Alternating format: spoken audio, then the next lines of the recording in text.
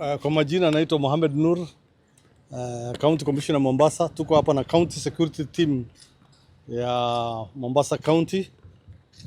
Ile imetuleta hapa leo ni kuhusiana na jambo ambayo inaenea katika hii mji wa Mombasa, ambayo inaleta taharuki na wasiwasi kati ya watu, ambayo wanasema kwamba unapoteza sehemu yako nyeti. Kuna wakora wamekuja kwa town,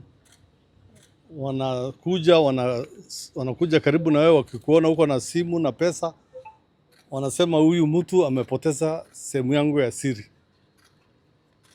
Mara hiyo tu mtu anavamiwa, anachapwa na kila mtu na anaumizwa. Tumeweza kushika mtu mmoja Likoni, ambaye alikuwa anafanya hiyo jambo, ambaye alisema amepoteza vitu yake yote. Lakini daktari tumeenda tumemwangalia, ako sawa. Hakuna mtu amepoteza kitu yote. Hiyo uwezo hakuna mtu ako naye. Tumeenda kwa hospitali zote, health centers, kila pali. Hakuna, ni porojo na inatumiwa vibaya, hasa kwa TikTok. Na kuna wale jana katika soko la Kongowea. Soko la Kongowea waliweza kuumiza mtu, na soko ile kubwa ingine ya Mirikiti. Hii yote ni nia ya kuleta vurugu, ndio alafu waweze kuiba wafanya biashara ama wavamie hizo maduka, na hatutakubali iendelee hapa Mombasa. Tumeweza kupata hizo mavideo kamera, na tutafuata hasa wale walipiga mtu ambaye hana makosa yoyote kumuumiza, na watastakiwa, watapelekwa kotini. DCI wanaendelea kureview hizo videos.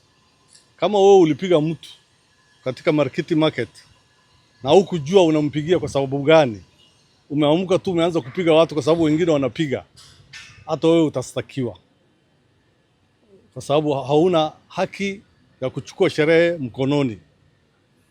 Hiyo yote ni story ya upuzi, ni story ya town ya conmen. Wanataka kuiba watu, kunyang'anya watu, na walianza na Likoni Ferry. Ndani ya Likoni Ferry wakakuja, wakaenda Kongowea, wakaenda soko la Mirikiti. So mkipata mtu yoyote anasema amepoteza kitu yake ya siri, mtu ya kwanza kushikwa ni huyo mtu. Mpatie police, madam CPC kwa timu yake, atapelekwa hospitali. Kama ako sawa, tunampeleka kotini kwa kuleta mambo ambayo haiko. Nafikiri yangu ni hiyo. Swahili inatuleta pamoja ndani ya Swahili Pot FM 91.7. Marhaba.